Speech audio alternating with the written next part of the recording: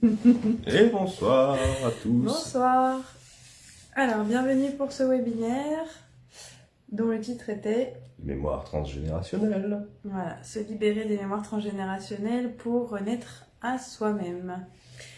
Alors, on espère que vous allez bien, que vous passez une bonne fin de semaine. Je crois que oui, il y en a beaucoup qui sont en vacances là. Semaine agitée, nous ne nous le cacherons pas.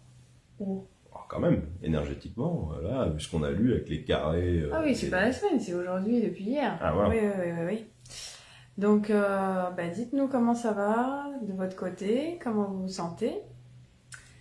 Et on va commencer ensuite à vous partager quelques petites informations sur le thème du jour. Alors d'abord, Mélanie, qu'est-ce que c'est pour toi que les mémoires transgénérationnelles? Commençons par la base. Alors, les mémoires transgénérationnelles, pour moi, c'est toutes les mémoires qui se sont stockées dans notre ADN, c'est-à-dire on dit souvent qu'on a 50% du père, 50% de la mère quand on est. Et au travers des ateliers que j'ai pu faire, des constellations familiales, je me suis rendu compte que c'était au-delà de ça.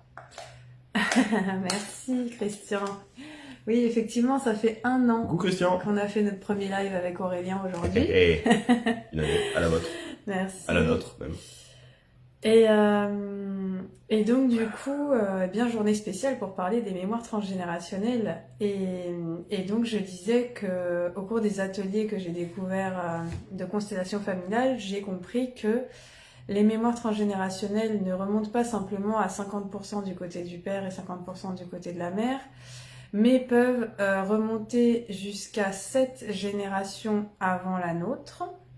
Ça veut dire que si des ancêtres jusqu'à 7 générations ont vécu des traumatismes, des chocs émotionnels, des blessures, des trahisons, des guerres, etc., des peurs de manque, etc., eh bien nous, en 7e génération,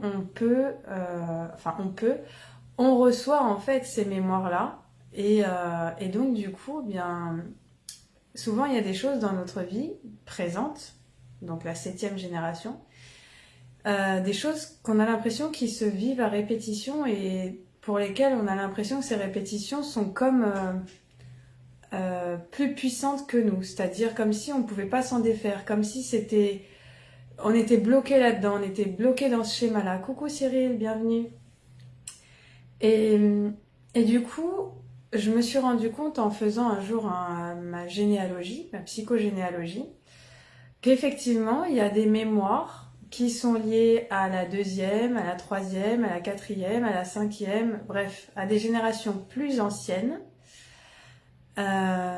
qui m'ont permis de comprendre pourquoi j'avais la vie que j'avais aujourd'hui et quelles étaient les situations de ma vie, pourquoi certaines situations en fait se répétaient et pourquoi je me sentais bloquée. Et Coucou Cyril. en plus des mémoires transgénérationnelles, on a les mémoires collectives qui s'ajoutent à nos façons de penser. Et donc ces mémoires collectives sont aussi engrammées dans nos cellules, dans notre ADN. Et on a aussi les mémoires de notre âme. On a aussi les mémoires des vies antérieures, les mémoires karmiques, on les appelle. Et tout ça, en fait, tout ce melting pot de mémoires liées au passé, conditionne d'une certaine manière notre présent. Complètement. N'hésitez pas à partager la vidéo pour ceux qui ont envie de partager ce qu'on propose. Et merci de votre présence et bienvenue à tous, Cyril, Aline, bienvenue. Bienvenue Aline. Et j'allais dire moi, pour moi, et donc ça va rebondir sur ce que tu disais, il y a 3 niveaux de mémoire, quoi. Il y a la mémoire personnelle, que je dirais, donc la mémoire de cette vie incarnée dans la matière et donc de si différentes expériences, que ce soit des traumatismes ou des choses positives. Depuis la naissance jusqu'à aujourd'hui. Depuis la naissance jusqu'à maintenant. Alors, il y a dans cette mémoire d'aujourd'hui, je dirais effectivement la part qu'a dit Mélanie aussi, une mémoire de l'âme, c'est-à-dire une mémoire des expériences, entre guillemets, passées d'autres vies, qui est aussi là présente. Moi, je parle de mémoire éthérique. Et donc, deuxième niveau de mémoire, il y a la mémoire transgénérationnelle, c'est-à-dire la mémoire de la famille. Alors, pour moi, c'est pareil, il y a deux niveaux dans cette mémoire. Il y a la mémoire transgénérationnelle des véhicules d'âme, c'est-à-dire de notre famille de sang, à travers la lignée maternelle et la lignée paternelle, ce que tu as expliqué. Et il y a aussi la mémoire donc transgénérationnelle de notre famille d'âme, qui elle aussi a une mémoire et qui elle aussi nous amène des expériences par le biais de cette mémoire. Moi, je fais deux niveaux, une mémoire, on va dire, biologique et une mémoire éthérique, énergétique. En réalité, les deux sont reliés et sont intégrés en une seule et même mémoire dans le code génétique. Et le dernier niveau, donc, c'est ce que tu as évoqué, c'est-à-dire que pour moi aussi, il y a une mémoire, je dirais, de l'humanité tout entière. Une partie portée par les femmes, une partie portée par les hommes, et on peut avoir un peu des deux à l'intérieur de nous, hein, c'est pas le problème, mais il y a quand même les femmes portent la mémoire de toutes les femmes de l'humanité depuis l'aube de l'humanité, et les hommes portent la mémoire de tous les hommes depuis l'aube de l'humanité. Et donc quand on guérit quelque chose, eh bien on met notre petite grain de sable à l'édifice de la guérison de l'humanité dans sa totalité. Donc c'est très intéressant, que ce soit au niveau personnel, au niveau familial ou au niveau de l'humanité tout entière, de faire ce chemin de guérison. C'est vraiment une étape super importante et on contribue à un monde meilleur, que ce soit notre monde intérieur, notre environnement proche ou le monde dans sa globalité. Voilà ce que je vous en dirais moi sur les mémoires.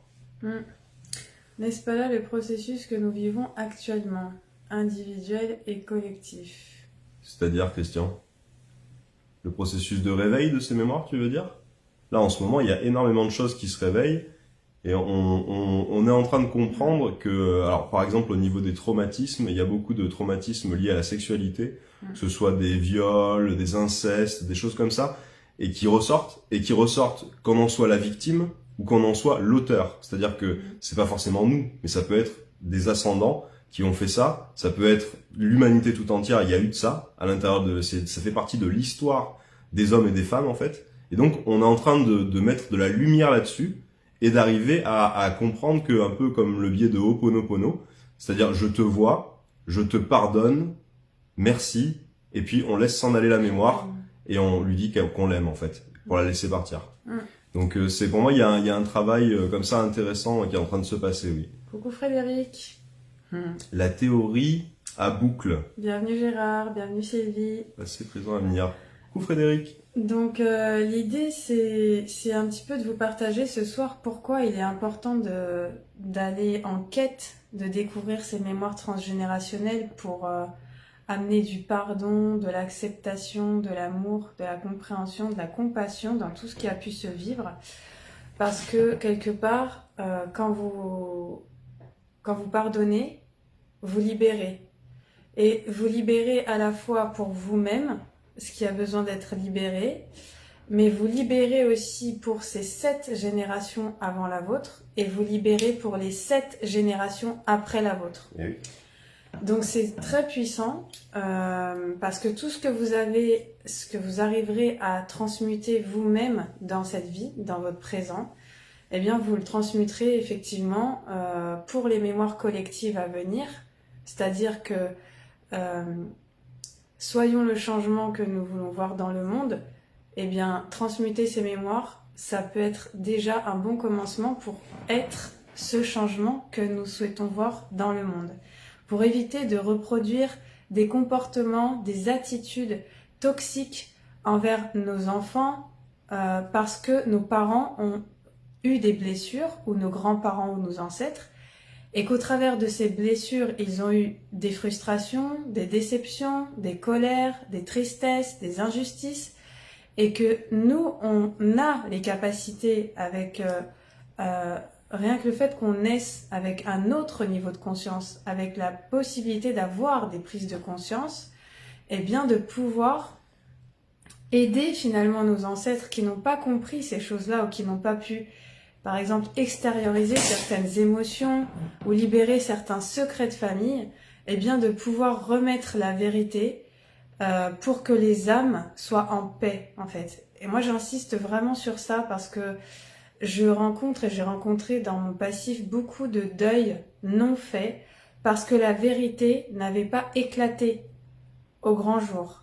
Et donc tant que la vérité n'éclate pas au grand jour, les âmes restent errantes. Et pas seulement les âmes des défunts, mais aussi la personne qui n'a pas pu faire ce deuil reste quelque part errante dans sa vie. Parce qu'elle va tourner en rond à essayer de comprendre ou pas des blocages, des répétitions de schémas. Elle va vivre des répétitions de schémas et elle va vivre des répétitions de souffrances inutiles parce qu'elle n'aura pas réglé des choses en lien avec les ancêtres.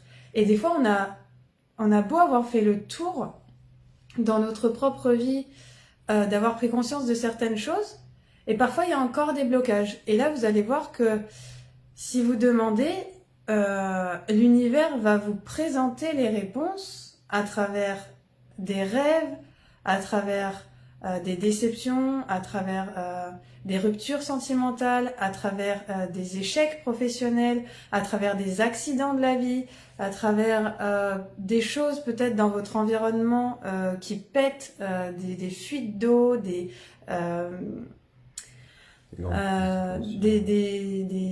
choses voilà, au niveau électromagnétique, vos appareils électroménagers qui commencent à tous tomber en panne, etc. Tout ça, c'est des signes que vos ancêtres, en fait, ont des colères, ont des mémoires de colère, ont des choses à dire, ont des choses à exprimer, et que tant qu'ils ne sont pas entendus, d'une certaine manière, ils vont aussi pomper votre énergie.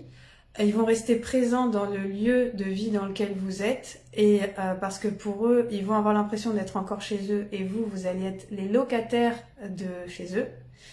Et souvent, c'est ce qu'on dit quand on parle de maisons hantées, en fait. Les maisons hantées, c'est ni plus ni moins que les âmes des défunts qui errent encore dans les murs parce qu'ils n'ont pas été entendus. On n'a pas rétabli la vérité sur ce qu'ils ont vécu. Et du coup, ils ne sont pas en paix. Donc, comme on est tous reliés par le cœur et par l'énergie de l'amour, vos ancêtres, eh bien, c'est une part de vous, en fait. Et donc, c'est important, effectivement, d'aller libérer ces traumas. D'ailleurs, tu m'as partagé un film hier par rapport à ça. Les autres, c'est ça? Voilà. Donc, vous verrez, il y a un film super qui parle de ça.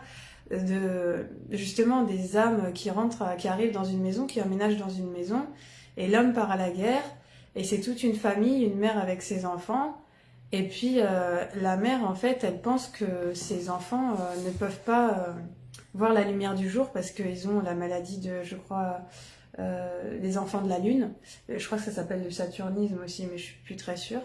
Et donc, du coup, tous les jours, elle ferme les volets pour pas que ses enfants reçoivent la lumière du jour. Et puis, souvent, elle se rend compte que les volets, de pièce en pièce, comme c'est une très, très grande villa, se réouvrent. Et elle comprend pas pourquoi. Et en fait, la fin de l'histoire, c'est qu'ils se rendent compte que eux sont morts et que les véritables vivants, c'est ceux qui habitent vraiment dans la maison. Et donc, il y a un amalgame parce qu'en fait, comme ils sont décédés d'un coup, ils n'ont pas eu le temps de se rendre compte qu'ils étaient morts.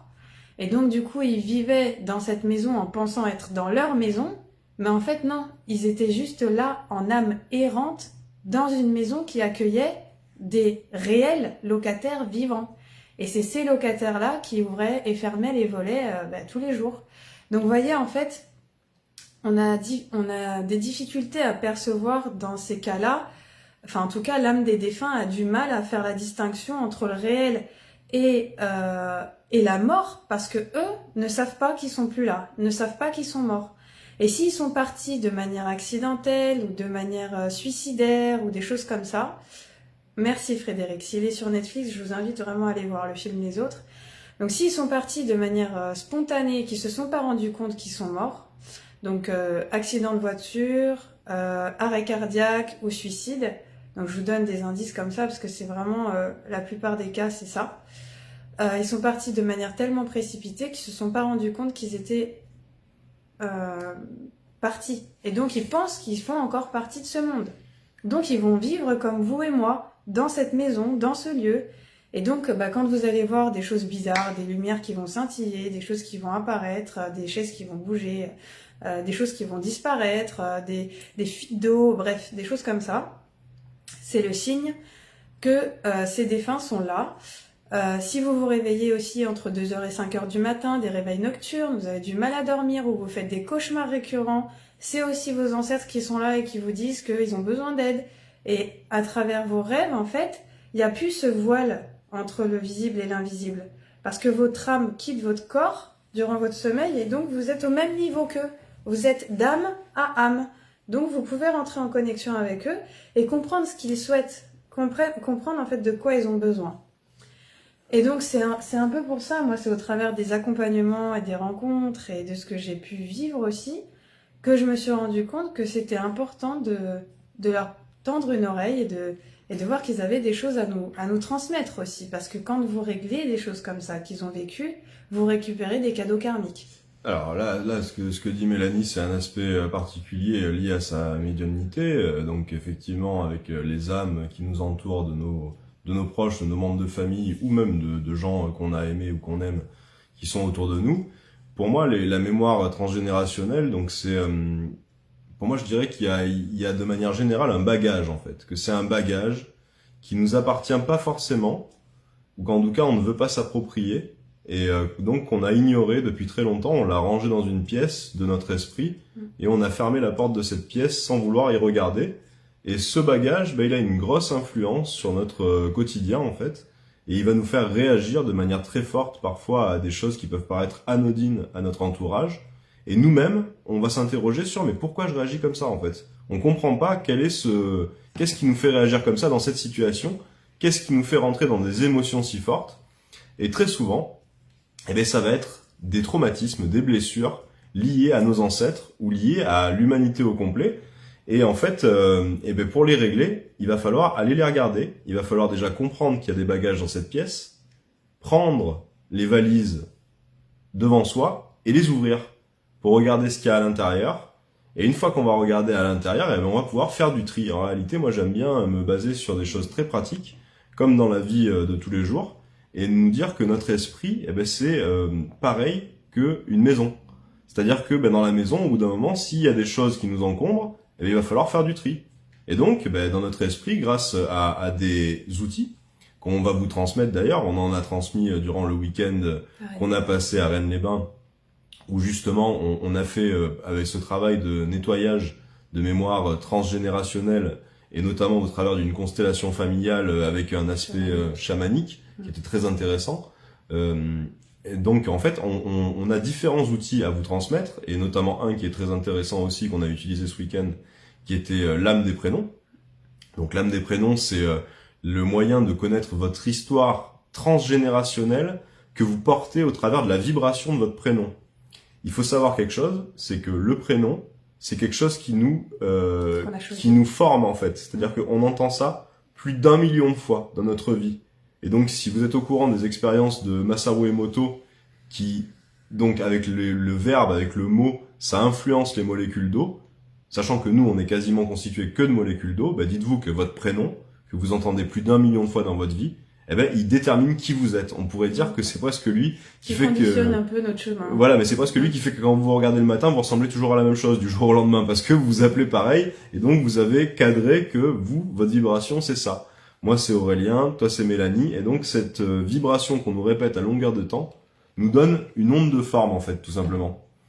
Et voilà ce que j'en dirais. Donc, pour moi, il est très intéressant de réouvrir ces bagages laissés dans les pièces obscures de notre esprit, et voir qu'est-ce qu'il y a à l'intérieur, et pardonner ce qui doit être pardonné, et laisser retourner dans les racines pour que ça devienne le terreau de notre arbre, ce qui doit y retourner aussi. C'est qu'il y a un moment, en fait, il y a des choses qui sont retenues, et on fait résistance avec ça, sans s'en rendre compte, par le biais de notre inconscient. Et donc, on est beaucoup appelé à ça dans cette période, à ouvrir le champ de notre conscience pour revoir des choses qu'on avait jusque-là ignorées, sciemment ou non. Oui, et c'est très intéressant, et en fait, l'idée de ce webinaire aussi, c'est de vous partager des exemples concrets de ce qu'on a vécu ce week-end. Donc là, je te laisserai en parler.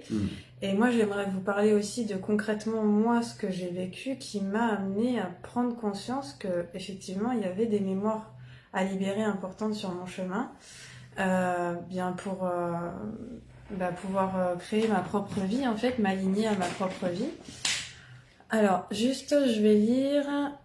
Donc oui, on peut subir des attaques énergétiques, Frédéric, mais en réalité, ces attaques sont pas forcément malsaines, en tout cas quand il s'agit des défunts qui sont en tristesse ou en peine, etc. C'est plutôt un appel à l'aide. Après, il y a d'autres formes d'attaques dont je parlerai pas, mais moi, je parle vraiment des défunts qui vont se manifester, mais sans nous... Par exemple, quand tu parles d'attaque énergétique, moi je vois, j'ai eu beaucoup de personnes qui m'ont dit « Mais Mélanie, je me retrouve plaquée dans le lit à plus pouvoir bouger et j'ai une ombre au-dessus de moi qui me fait peur. » Bah, ça c'est autre chose.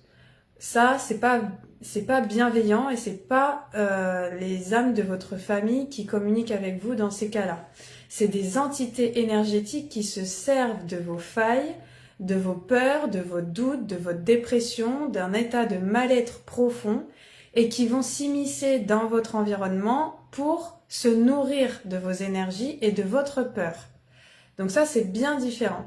Là, je parle vraiment des âmes de votre famille qui, par votre biais, cherchent à apprendre et à connaître la vérité.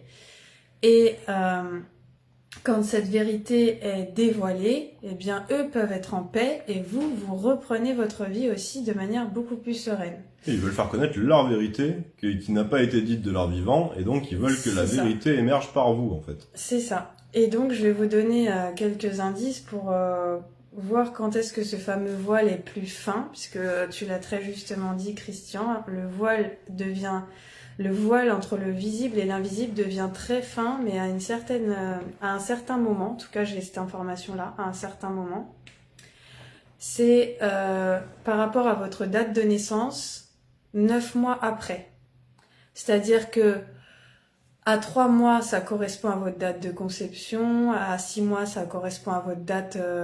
Enfin bref, il y a différentes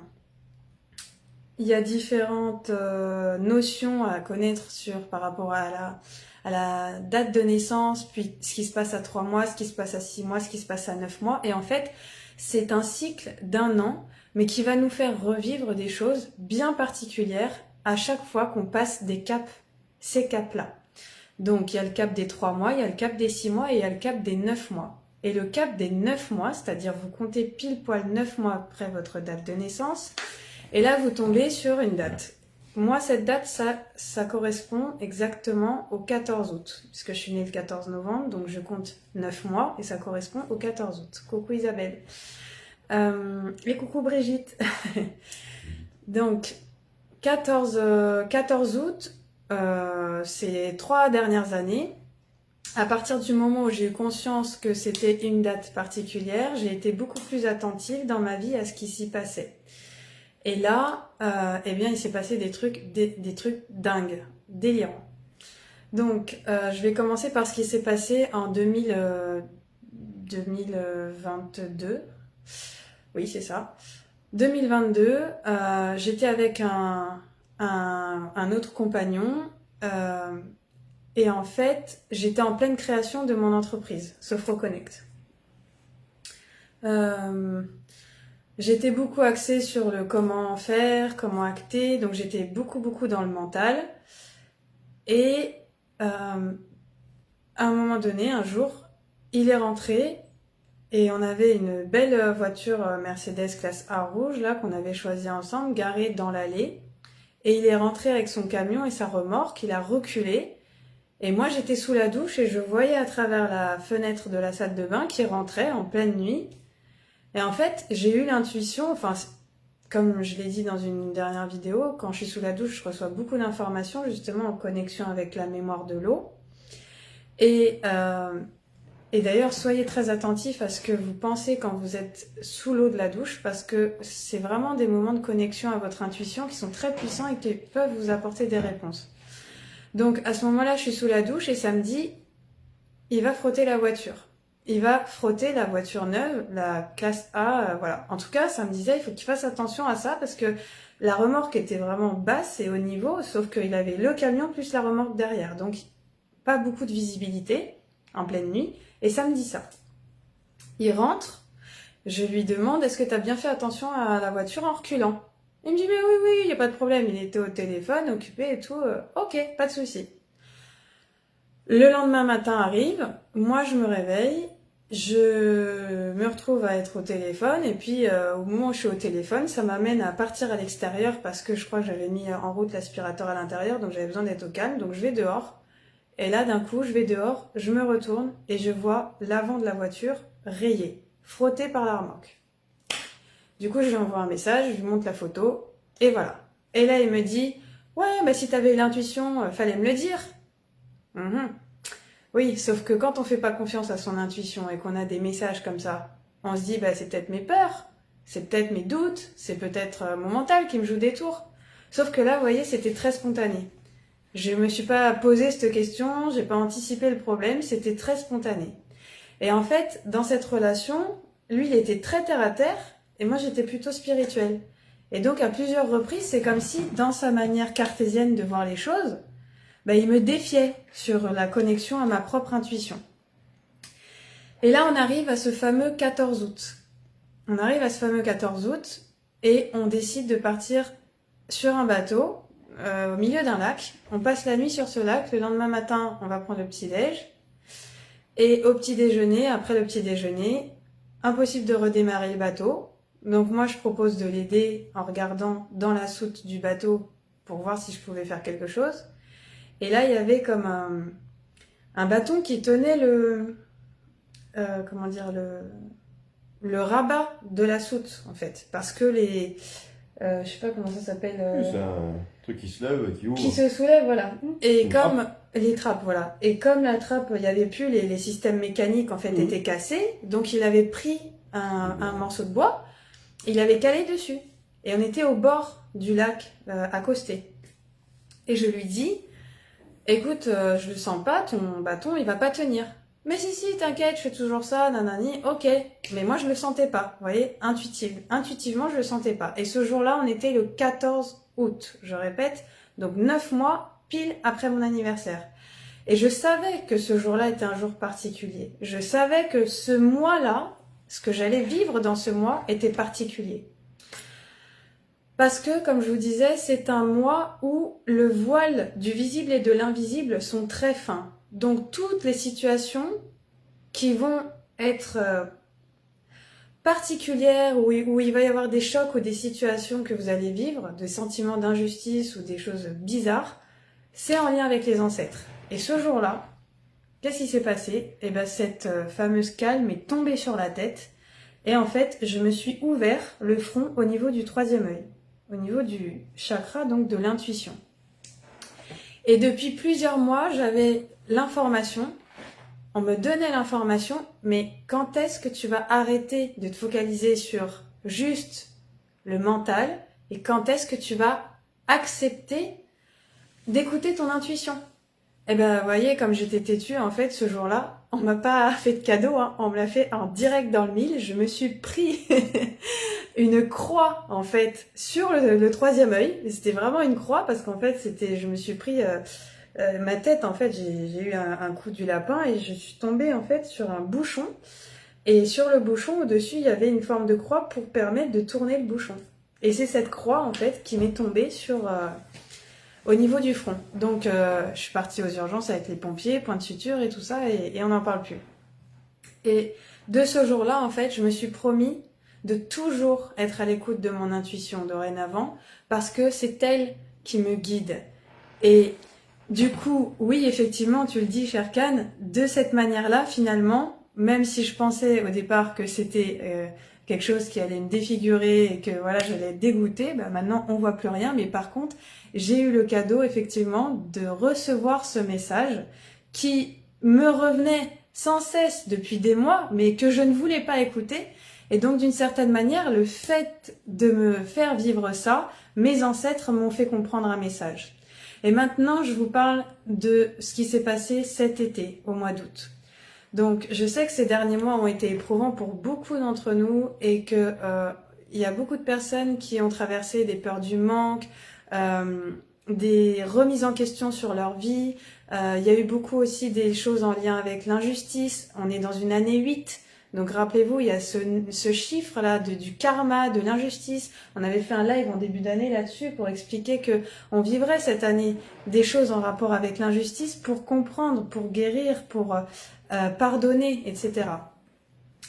Eh bien, ce mois d'août, le 1er août exactement, mon chat, que je considérais comme mon bébé, un de mes bébés, c'est-à-dire que j'avais eu d'autres chats avant, je n'ai pas d'enfant, mais c'est un animal qui me suivait vraiment partout, où j'avais une connexion puissante avec lui et c'était vraiment quelque chose de fort. Et le 1er août, ce chat, je l'ai retrouvé écrasé sur la route. Et ça faisait plusieurs mois que, en fait, voilà, on déménageait plus ou moins. On arrivait quand même à le mettre en sécurité. Et là, ça faisait une semaine que je disais à Aurélien, attention, j'ai peur qu'il se fasse écraser sur la route, qu'on fasse attention à la route, etc. Et au moment où on a aménagé en Dordogne, le chat en a profité pour prendre sa liberté. Et il est parti plus loin que prévu. Et le lendemain, je l'ai retrouvé écrasé sur la route. Et Aurélien me dit, bah tiens, les chats en général, ils aiment bien se balader en face, là, dans la maison numéro 13. Ok, numéro 13. Et je vais donc du coup devant cette maison numéro 13 pour chercher mon chat. Et cette maison s'appelait le Chénal. Alors, je vous laisse imaginer, moi, dont le nom de famille veut dire le chêne, le 13 dans ma famille qui a été un nombre très très marqué de mort et de renaissance, comme on connaît que la lame du tarot, le 13, ça représente la mort, mais ça représente aussi la mort, les morts et les renaissances dans toute une vie. Et c'est aussi l'énergie du scorpion, donc c'est mon énergie aussi. Mais là, ça me disait, il y a quelque chose avec cette maison. J'ai appris plus tard que dans cette maison, il y a quelqu'un qui s'est suicidé, c'est ça ? Tu me disais? Ou qui s'est pris des balles ou quelque chose comme ça? C'est moi qui dis ça, mais a priori... C'est ta mère qui nous a raconté ça, voilà. Moi, je passe ce détail, mais... Donc j'ai eu par la suite les informations par rapport à cette maison qui était quand même aussi glauque. Donc quelqu'un qui était dans un enchaînement, dans un enfermement au point de mettre fin à ses jours. Et mon chat, en fait, qui a été retrouvé mort devant cette maison. Et là, instinctivement, ça m'a dit, Mélanie, c'est pas possible. C'est le 2e animal que tu perds au bout de 6 ans. 6 qui est le chiffre de la famille. Et ça se passe devant cette maison numéro 13, dont le nom fait bizarrement résonance avec ma famille. Et là, j'ai du mal à faire mon deuil. Pendant une semaine, je pleure comme j'ai jamais pleuré. C'est-à-dire que j'ai vraiment quelque chose qui m'a impacté fort au niveau du cœur. J'ai ressenti que c'était puissant. Et ça a été tellement puissant que j'ai déclenché au niveau du corps un eczéma géant. Et donc j'ai compris et j'ai dit tout de suite à Aurélien que je sentais qu'il y avait des mémoires karmiques et des mémoires familiales à libérer en rapport avec cette mort, parce que c'était le 2e bébé au bout de 6 ans que je perdais, qui mourait, et où je sentais que c'était comme si c'était la destinée, que j'arrivais pas à changer cette destinée, comme si c'est... Le karma, quoi. Voilà, et c'est ça, en fait, je vous raconte ça pour vous montrer comment ça peut se passer, comment vous pouvez sentir qu'il y a quelque chose qui est plus fort que vous, qui a besoin d'être libéré, et que même si vous mettez tout en place pour que les choses se passent bien, quand il y a des synchronicités comme ça, c'est pas un hasard, c'est qu'il faut aller creuser, il faut aller mener votre enquête pour libérer des mémoires. Et donc, dans ce même mois, je discute avec sa maman, et sa maman, qui est chemin de vie 7 comme moi, me présente des livres avec la mémoire des prénoms. Et je tombe sur quoi? Dans la mémoire des prénoms, mémoire de Mélanie, mémoire d'enfants morts-nés, à plusieurs reprises, mémoire de familles nombreuses avec des enfants morts-nés. Et c'est Sainte Mélanie qui abandonne la vie parce que désespérée d'avoir perdu un ou plusieurs enfants, elle décide d'abandonner son espoir et sa joie de vivre.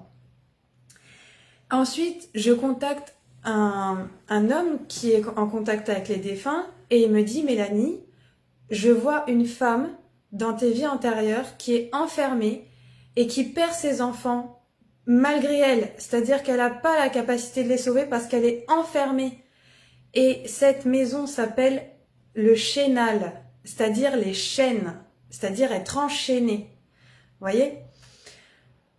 Voilà, c'est ça ce que je disais tout à l'heure, renaissance, voilà, renaissance par les morts, ouais. c'est ça. Et donc en fait, toute cette mort et mon chat qui venait de mourir, c'était aussi, et je l'ai compris après, un cadeau. C'est comme si il s'était sacrifié pour moi, pour que je comprenne qu'il fallait que je me penche sur ces mémoires karmiques de libération de mon féminin sacré blessé, par toutes ces lignées transgénérationnelles de femmes, notamment du côté de mon père, qui effectivement ont, à chaque génération, perdu un enfant. Donc vous voyez, et ça j'en avais conscience depuis des années, parce que j'avais fait ce travail de recherche sur ma psychogénéalogie, mais j'avais jamais été jusqu'à la mémoire de mon prénom pour comprendre pourquoi moi j'avais décidé de porter toutes ces mémoires d'enfants morts-nés de ma famille pour pouvoir les transmuter. Parce que j'ai aussi cette capacité et je suis pas née en scorpion pour rien. Je suis née en scorpion parce que on m'a donné à la fois les clés pour transmuter toutes ces mémoires-là. Et dans ma médiumnité, et dans ma connexion avec les défunts, et dans ma connexion aux mystiques, et à toute cette quête que j'ai réalisée depuis 7 ans pour comprendre en fait tout ça.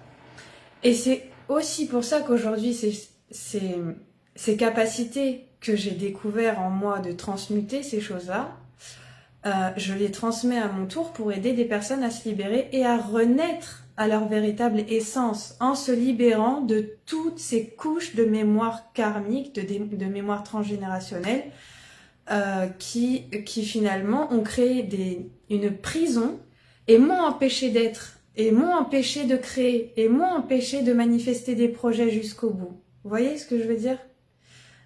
Bonsoir Nicolas. Merci Sherkan pour ton soutien. Coucou à tous ceux qui viennent d'arriver. Coucou Nicolas. N'hésitez pas à partager la vidéo. Donc voilà, je parle beaucoup et je vois que ça vous fait énormément de résonance et c'est super parce que c'est le but. C'est vraiment le gros message que j'ai envie de vous transmettre, c'est même s'il y a quelque chose de difficile qui vous tombe dessus d'un coup, une mort, un accident, n'importe quoi, essayez toujours de comprendre que c'est pas toujours et simplement de votre fait, en fait. Il faut il faut rendre des fois leur histoire à nos ancêtres et que chacun puisse reprendre sa responsabilité, en fait. Oui, je dirais que surtout c'est très souvent un signe, ce qui arrive dans notre vie extérieure. Et comme la maladie peut être un signe dans notre corps de choses à écouter, des signes extérieurs comme des accidents ou des choses répétitives qui reviennent dans notre vie et qui nous font mal, ben ça va être signe qu'il y a quelque chose à écouter. Et ça peut être du côté des mémoires transgénérationnelles, justement, que cette chose est à écouter. C'est ça. Je suis complètement d'accord. Et je voulais juste revenir en genèse, j'attendais que tu aies fini, sur tout à l'heure la douche. Moi aussi, la douche, c'est un moment d'inspiration très fort pour moi et où je suis en lien avec mon intuition de manière très forte. Et Christian nous disait la douche de lumière. Donc c'est quelque chose que j'ai envie de transmettre s'il y en a qui connaissent pas ça ce soir. Donc la douche de lumière, c'est très simple. Quand vous prenez votre douche, en même temps que vous vous lavez, vous imaginez qu'il y a de la lumière pure qui coule sur vous en même temps que l'eau et qui emporte tous les déchets énergétiques qui sont dans vos corps, tous vos corps subtils, en même temps que vous lavez ce corps physique. Et c'est très puissant et ça permet un nettoyage en profondeur. Sachez que votre intention fait la loi. Donc tout ce que vous formulez avec votre intention va être exécuté sur des plans subtils. Et ça comprend également le plan de la matière. Parce que la cristallisation des plans subtils, c'est le plan de la matière. Donc voilà ce que je voulais dire, c'est que la douche de lumière, c'est un outil très important et très utile que vous pouvez ritualiser à chaque douche que vous prenez. Donc c'est un beau cadeau à se faire à soi-même pour se nettoyer des limons qui peuvent se déposer. Alors, je suis en train de lire en même temps ce que dit David. C'est ça. Qui plus est, cela fait partie des contrats, processus d'incarnation. Oui, c'est ça. C'est-à-dire que, d'ailleurs, on a regardé un film que j'adore, la No Solar, Notre demeure, hier. Et on essaye de trouver la suite, d'ailleurs. Si vous avez des liens ou le film Os Messengers, qui sont le No Solar 2, on est preneur, parce qu'on a vraiment envie de le regarder. Mais merci, Sherkan, effectivement, c'est exactement ça. En fait, j'ai compris que les mémoires de ma famille étaient beaucoup associées à la tristesse, à la peine et à des choses lourdes, liées à de l'exil, à des mémoires d'exil, des mémoires de trahison, des mémoires d'abandon aussi. Et en fait, dans ma vie, c'est tout ce que j'ai été amenée à transmuter. Au travers de mes relations, c'était la mémoire d'abandon parce que dans les comportements, ça déclenchait chez moi une dépendance affective. Cette mémoire d'abandon, j'ai pu identifier qu'elle venait de mon père. J'entamais des projets, j'arrivais pas à aller au bout des projets, j'ai compris que c'était en lien avec les morts avortées d'enfants. Les pertes de chats, c'était en lien avec les pertes d'enfants aussi. Le chakra sacré, j'avais fait une photo de mon aura il y a 7 ans. Elle m'avait dit, ton chakra sacré n'est pas rond, harmonieux. Et donc, il y a des mémoires d'enfants morts-nés au niveau de tes énergies. Entre-temps, je me connecte aux énergies d'Isis, qui est par essence l'énergie du chakra sacré, du chakra sexuel, de l'éveil de la Kundalini. Je rencontre Aurélien, d'ailleurs, tu sais que... qui aime le orange et qui fait partie de ces hommes justement éveillés, qui m'a aidé dans cette guérison aussi du féminin sacré. Enfin, vous voyez. Je l'ai pas dit hier, mais orange hors enjeu. Donc, c'est assez hors enjeu, l'or en soi. Voilà. Donc tout est placé aussi sur notre route quand on émet le souhait de se libérer avec une grande puissance. Moi, c'est vraiment un vœu que j'ai émis à plusieurs reprises au cours de mes vœux de nouvelle lune et de pleine lune. C'était de me libérer de toutes ces mémoires transgénérationnelles pour pouvoir me réaliser sur mon propre chemin. Donc, c'est vraiment important, si vous sentez que vous avez des blocages, quelle que soit la sphère de votre vie, de vous reconnecter à oser le je. D'ailleurs, j'ai accueilli une femme qui porte le nom de ma grand-mère cette semaine, qui s'appelle José.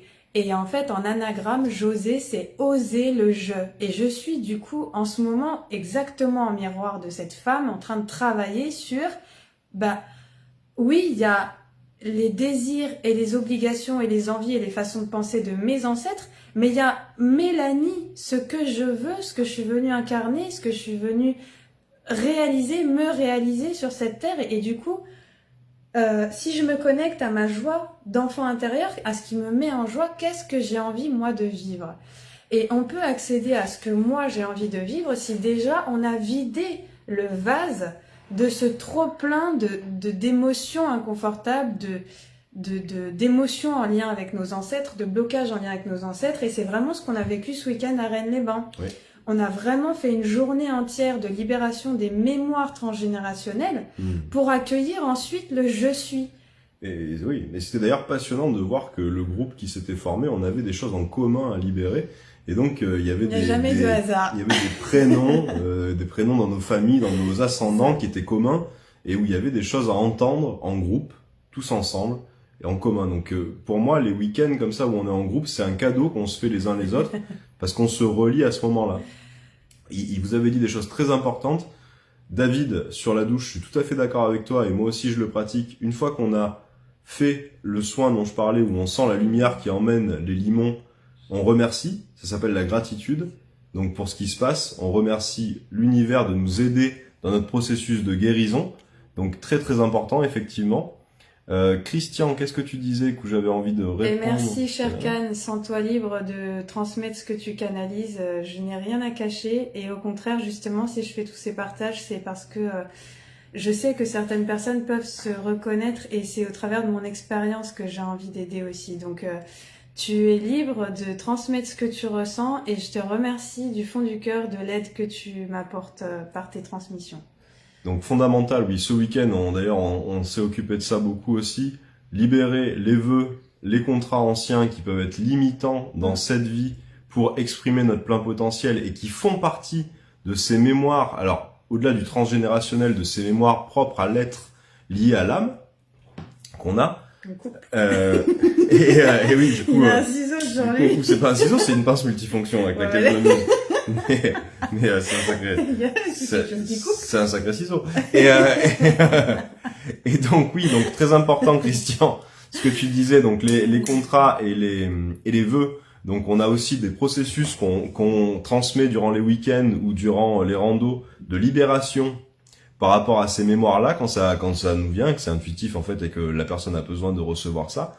Donc on a l'avantage avec Mélanie d'avoir une large palette d'outils à notre disposition, de clés, je dirais. et de clés, voilà, qu'on a développées dans nos vies et qu'on a expérimentées. Donc on les déploie quand on propose des initiations et des rencontres.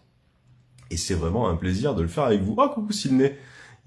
Sydney, c'est cool. Coucou Sydney. La guérison de la blessure illusoire de séparation d'avec la source. Oui, tout à fait. Celle-là. Le bricoleur, lol. Oui, effectivement. Et alors, Christian, tu me fais écho à quelque chose, c'est que cette semaine, j'ai fait des échanges de soins aussi. On a beaucoup travaillé sur la reconnexion à son pouvoir sacré, à son pouvoir créateur, pouvoir personnel. À son pouvoir personnel. Comme disait tout à l'heure Aurélien, il y a beaucoup de mémoires d'intrusion, de viol, ou alors que ce soit au niveau féminin ou masculin. Qu'on soit le violé ou le violeur, c'est-à-dire on peut être dans les deux postures, il y a ces deux mémoires à nettoyer. Il y a ces deux mémoires qui sont ressorties, et il y a aussi les mémoires en lien avec nos parents. Alors, qui est mon véritable père? Qui est ma véritable mère? Et quand je n'ai pas reçu l'amour, le soutien, la reconnaissance de mon père géniteur et de ma mère génitrice, comment je peux nourrir à nouveau cet amour, cette plénitude, ce ressenti d'être complet en moi et digne de recevoir le bonheur dans ma vie, si je n'ai pas eu ces bases-là dans mes modèles, mes schémas parentaux liés à mes géniteurs, génitrices. Et en fait, ça ramenait beaucoup à l'énergie de la terre-mère, qui est la mère de toutes les âmes incarnées, et l'énergie du Père Ciel, qui est le Père de toutes les âmes incarnées. Et quand on va se connecter à la nature, on peut puissamment faire des reconnexions à ces énergies au niveau de notre cœur et vraiment ressentir ce réconfort énergétique en nous, au niveau de notre cœur, et cette complétude. Et c'est un peu comme du coup remettre, j'ai beaucoup eu l'art du kintsugi qui m'est revenu dans ces soins qu'on s'est proposés mutuellement, où je voyais un cœur morcelé, fissuré par des blessures passées, d'injustice, de trahison, de viol, d'abandon, de rejet, et vraiment toutes ces blessures de l'âme qui sont ressorties, et comme si là, avec les énergies d'amour de la terre-mère, c'est-à-dire de la nature, qui est nourricière, et du Père Ciel, qui nous apporte la lumière pour vivre sur Terre, et la chaleur réconfortante du soleil dans notre plexus solaire qui nous permet de nous reconnecter à la confiance en nous et au divin, et bien de nourrir ces deux énergies permettait de comme faire des recouvrements d'âme, mais au niveau du cœur. Je voyais cette image-là, d'un cœur morcelé, fissuré, dans lesquels était injecté de l'or pour en faire une magnifique œuvre d'art. Et votre œuvre d'art, c'est vous qui renaissez de vos cendres. C'est chacun de nous qui renaissons de nos cendres. Ça, c'est un très bon conseil, de remplir les fissures quand on a fait un nettoyage, une guérison par de l'or, par de l'amour, parce que ça permet justement de finaliser la réparation, la guérison, et ça évite qu'il reste des failles en nous, parce que on peut guérir quelque chose, mais si on laisse un vide, ce vide, il va se remplir. La nature n'aime pas les vides. C'est ça. Donc c'est un très bon conseil de remplir d'amour et donc d'or. Oui, kintsugi, en fait, Frédéric, c'est un art japonais qui consiste à réparer des objets en porcelaine qui se sont cassés. Alors ça peut être des assiettes, ça peut être des pots, tasses, des tasses, des bols. voilà. Et en fait, plutôt que de jeter ce qui est Oui. cassé, il décide de donner une nouvelle vie, une seconde vie. D'ailleurs, j'ai beaucoup cette information en ce moment de renaissance, de nouvelle vie, de seconde vie, parce qu'en fait, il décide de réparer l'objet en mettant des inclusions d'or. Mais c'est une philosophie. C'est même une philosophie. C'est devenu une philosophie. C'est une philosophie qui fait en fait, si tu veux, que l'objet cassé, laisse-moi penser, que l'objet cassé devient plus beau que la création originelle. C'est-à-dire qu'on crée de l'or. Non, c'est à moi la pince. Oui, il veut réparer votre cœur. Voilà, je suis le mécanicien de votre cœur ce soir, les amis. C'est donc une philosophie japonaise qui réparer des vases avec de l'or, c'est ça. Et donc du coup, qui sous-entend que ce qui va être cassé va être réparé et va être encore magnifié, c'est encore plus beau. Ça devient une œuvre d'art, voilà, c'est ça. Et donc du coup, ça devient une vraie philosophie et j'ai constitué une masterclass justement où j'ai accentué dans un module des clés, j'ai transmis des clés de transmutation des mémoires transgénérationnelles au travers de la reprogrammation du subconscient et d'autres choses. Et je parle justement de cette philosophie du kintsugi avec des exercices concrets à mettre en place pour justement bien transmuter toutes nos blessures ou toutes les blessures qui appartiennent à nos ancêtres en force créatrice et en amour pour à nouveau sentir cette complétude au niveau de notre cœur qui en fait va s'étendre en une complétude au niveau de notre âme. Et pour la petite histoire rigolote, avant de rencontrer Aurélien, j'étais morcelée de plusieurs ruptures sentimentales à répétition et mon cœur du coup a émis à l'univers que stop, il refusait toute relation dorénavant, toute relation parce que je me suis dit maintenant c'est toi et tu t'aimes et ça suffit et t'as pas besoin d'être en couple pour vivre cette relation d'amour. Et donc finalement quand j'ai intentionné ça, je me suis fait un tirage de cartes pour voir un petit peu comment je pouvais être aidée pour en finir avec ces ruptures sentimentales à répétition. Et ce que ça me transmettait, c'était justement comme une phase d'effondrement des anciennes croyances, des anciens schémas limitants, avec une nouvelle porte qui s'ouvre vers la lumière et la nécessité de faire ce recouvrement d'âme pour accueillir l'amour dans ma vie. Et à ce moment-là, je cherchais plus à accueillir l'amour, j'avais renoncé, c'est-à-dire que ce moment où on lâche complètement prise, où on n'est plus dans aucune attente et on dit à l'univers c'est bon, maintenant c'est ok, je lâche, j'arrête la lutte et je lâche. Et en fait, j'ai lâché. Je me suis fait, parce que je connais ce processus de chamanique de recouvrement d'âme, je me suis fait cet auto-recouvrement pour mon âme où j'ai rappelé à moi toutes les énergies que j'avais laissées aux personnes qui m'ont blessée, que ça soit mes parents, mes anciens partenaires, mes lignées. J'ai rappelé à moi toutes ces parts de moi que je leur avais laissées au travers de mes souffrances, au travers de tout ce que j'ai permis finalement. Parce que quand on pose pas ses limites, on laisse le pouvoir aussi à l'autre sur nous.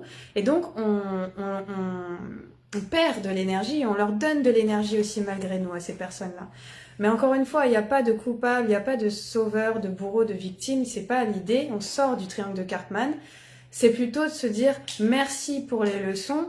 Maintenant, je tire les sagesses de ces leçons. Et parce que on m'a montré l'expérience de ce que je ne veux pas, je sais à présent ce que je veux. Et c'est parce que maintenant je sais ce que je veux que je vais pouvoir manifester ça dans ma vie. Mais sans aucune attente, juste parce que j'ai pris cette décision à l'intérieur de moi, de ce stop par rapport à ce qui ne résonne plus avec moi. Et donc j'ai fait cet exercice-là. Et dans le même temps, Aurélien, avec qui on était quand même en relation sur Facebook depuis 3 ans, où il m'avait envoyé quelques images par message par-ci par-là, où j'avais pas forcément prêté plus attention que ça.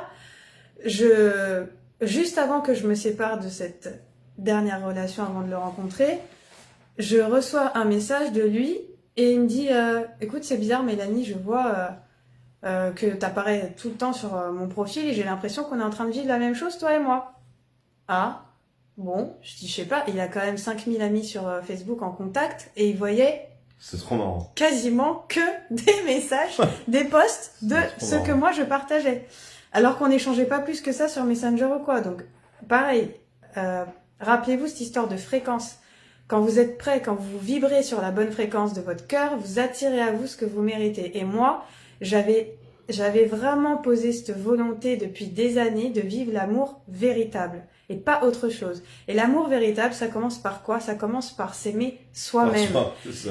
Et s'aimer soi-même, ben oui, plusieurs fois on me disait, mais Mélanie, aime-toi, Mélanie, aime-toi, Mélanie, apporte-toi de l'amour, Mélanie, nanani, nanani, nanana. Et moi, bah, à chaque fois qu'une nouvelle relation se présentait, je croyais m'aimer, je croyais savoir poser mes limites, je croyais faire ce qu'il fallait, mais en fait, j'étais dans l'illusion. Et pour moi, dans ce processus, il y a 3 phases.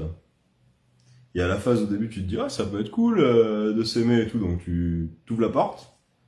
La deuxième phase, tu vois des gens qui s'envoient de l'amour, tu dis, waouh, ça a l'air génial de s'envoyer de l'amour et tout, donc tu vois l'expérience de tes yeux. Et la troisième phase, c'est que tu commences vraiment à le faire. Tu dis, ah, si moi j'essayais voir ce que ça donne de le faire pour moi. Et ce qui est marrant, c'est que quelques jours avant que je prenne cette décision, donc d'être dans l'amour véritable pour moi, Aurélien m'avait envoyé un message en me disant, moi ça y est, j'ai compris, de toute façon, moi ce que je veux, c'est l'amour véritable, et l'amour véritable, c'est avec moi-même. Ça, moi j'avais bien compris. Il m'avait sorti ça. Une belle leçon. Donc il m'avait sorti ça, et effectivement à ce moment-là on se retrouvait tous les deux à ressentir les mêmes choses au même moment. Et en fait ce qui s'est passé, c'est qu'il m'a raconté que quelques semaines avant qu'on ait cet échange, il était dans la région, parce qu'il faut savoir qu'il habitait quand même à 400 et quelques kilomètres d'ici. Et il était venu faire un tour dans la région où moi je travaillais, c'est-à-dire du côté de la Preste, Rennes-les-Bains, tout ça, tout ça. Rennes-les-Bains, c'est ça, à côté, dans l'Aude. Alors, dans l'Aude, mais la Preste, c'est de l'autre côté, mais bon, il a tourné autour, quoi. Et moi, je savais pas qu'il était par là. Et donc, du coup, un jour, je lui ai dit, écoute, si t'as aimé le lieu et que tu redescends par ici, si tu veux, il y a pas de souci, tu viens, t'es le bienvenu. Et voilà, et ça s'est passé comme ça, et ensuite on a... Et ensuite il est arrivé. Il est arrivé. Et en fait, vous voyez, il y a eu cette étape où on a d'abord travaillé à lâcher nos blessures d'abandon, nos blessures d'âme qui faisaient qu'on était dans une espèce de dépendance affective à l'autre. Et on était bien chacun, déjà seul, on était bien avec nous-mêmes. C'est ça, on avait acté que vraiment là c'était bon, on était bien seul. Et quand on s'est rencontrés, moi j'étais encore dans ce truc, non, moi je suis la reine de mon royaume, je garde mon cap, je ne veux être une personne. Et lui, il galérait parce que, disons que non, moi il sentait, mon cap serein. Mais il sentait le lien, mais moi j'étais en fait en résistance. Parce que je sentais que je devais garder mon cap, jusqu'à encore libérer certaines mémoires, certains attachements toxiques, certaines choses. Et que finalement, c'est parce que j'ai résisté et que je suis pas rentrée direct dans la relation que ça nous a permis d'avoir un échange qui a créé de la complicité, qui a créé du soutien mutuel, qui a créé des synchronicités dans les façons de penser. Je veux dire, on parlait pas, on vivait les mêmes choses à distance, on rigolait parce qu'on se disait non mais là c'est... En fait, là, il y a le moment où ça dit, mais c'est l'évidence qui parle. Voilà, puis la vie nous a mis ensemble. Moi, c'est vrai que j'avais cette idée de l'évidence, mais j'étais dans un, ce qui m'a permis de lâcher prise, c'est que, déjà, j'ai une conviction qui est tout le temps là, pour moi, c'est que mon chemin, il est beau. Qu'il soit accompagné, seul, d'une manière ou d'une autre, en fait, je le vis et il sera beau, en fait. Et donc, j'ai déjà cette conviction qui me permet d'avancer de manière sereine, en fait. Parce que je sais que le chemin va être beau. Dans tous les cas de figure qui se passent. Il peut y avoir des jours où il pleut, et le jour d'après, il fait soleil. Vive l'Ethernet, oui, c'est ça. Ouais, vive l'Ethernet. Il m'a beaucoup fait rire. Question, il a dit, il en pince pour toi tout à l'heure. Il m'a beaucoup fait rire quand on a montré la pince.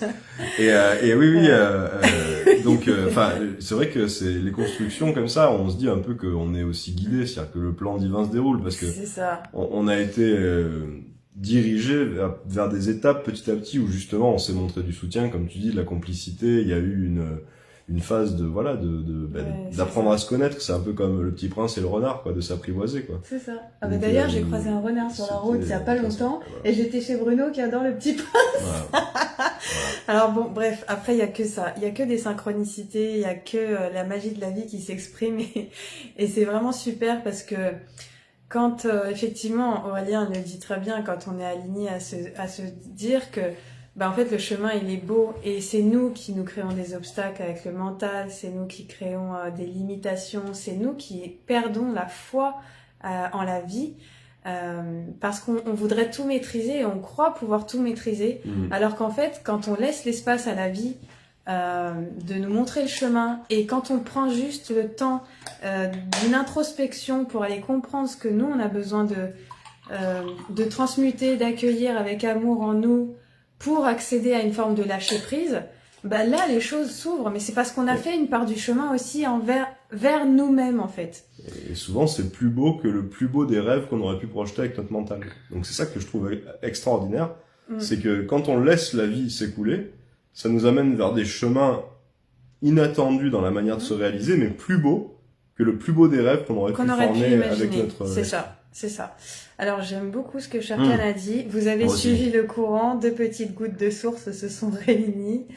Attends, du coup, je l'ai plus. Ouais. Là. 2 petites gouttes de source se sont réunies pour faire une rivière d'amour vers les autres, tout en prenant compte de vous d'abord. Oui, c'est ça. J'aime beaucoup David, je te fais un gros bisou. Oui, merci beaucoup. Merci. Je suis orange comme le renard, effectivement. Il est orange comme le renard, c'est vibratoire. Je vais souffler en famille, j'écouterai la suite. Ok, bon appétit Frédéric, à bientôt. Fais-nous ton regard de renard Aurélien. Bien sûr, bien évidemment. Les panneaux de Bruce Tout-Puissant. Ah, sphère d'or. Ouais, Kintsugi. Bon, je crois qu'on a fait... Je vais pas vous sortir des bêtises sur le renard à 9 queues, mais il y a tout un manga là-dessus, mais je crois que ça doit être Naruto d'ailleurs, avec l'histoire du renard à 9 queues. Tu as construit un nouveau vase bien plus beau, se sert toujours les petits bouts de vie. Ouais, sphère d'or et de lumière, cadeau que tu te fais rayonne, expanse de toi. Et d'ailleurs, voilà, et tiens, c'est bien que tu dises ça, parce que justement, ce que je voulais vous dire par rapport aux mémoires transgénérationnelles, c'est qu'en fait, il y a un aspect, certains parlent de recouvrement d'âme. C'est-à-dire qu'il y a un aspect où il y a des morceaux, et Mélanie on l'a un petit peu évoqué tout à l'heure, où en fait il y a des morceaux de notre âme, de notre être, qui sont à distance, qui sont chez d'autres, et il y a des morceaux d'autres qui sont en nous.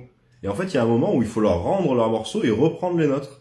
Et donc, c'est une étape très importante pour retrouver un alignement et une harmonie en nous, et quelque chose d'aligné. Mais c'est pas, dites-vous, comment dire, c'est pas au hasard qu'il y a ces morceaux de vous en quelqu'un d'autre, et ces morceaux de quelqu'un d'autre en vous. C'est une progression, une étape sur le chemin, pour vous amener justement à ça, à le comprendre et à le vivre au travers d'expériences.